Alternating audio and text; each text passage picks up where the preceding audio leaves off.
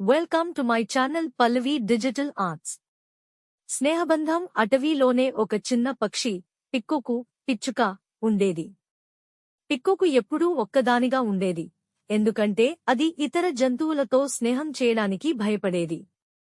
ఒకరోజు పిక్కుకు తన గూడు కోసం కొమ్మలను వెతుకుతుంటే ఆ గోలలో ఉన్నప్పుడు ఒక పెద్ద గాలి వస్తుంది. ఆ గాలి వలన పిక్కుకు గాలిలో ఎగురుతూ ఒక చెట్టుకి కొట్టుకుంది.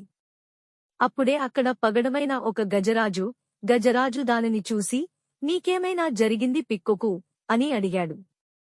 పిక్కుకు కొంచెం భయంతో, అయితే నువ్వు నాకు సాయం చేస్తావా అని అడిగింది. గజరాజు వెంటనే ఆ పిక్కుకును తన తొండంతో పట్టుకుని ఆ చెట్టునుంచి దింపి భద్రంగా భూమిపై పెట్టాడు. పిక్కుకు గజరాజును చూసి చాలా సంతోషపడి, ధన్యవాదాలు, నువ్వు నాకు సాయం చేశావు.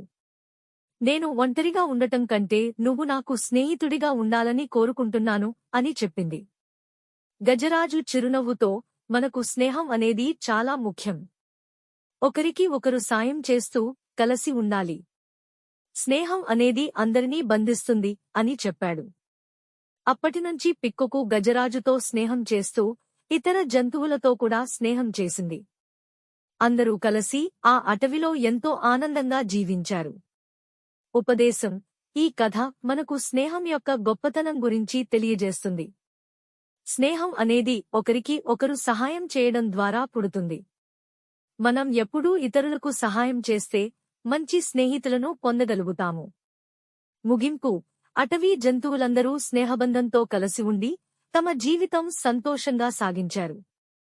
పాఠం: స్నేహం అనేది ఒకటి కాదు, కానీ ఎన్నో సంతోషాలను ఇస్తుంది. Thank you for watching.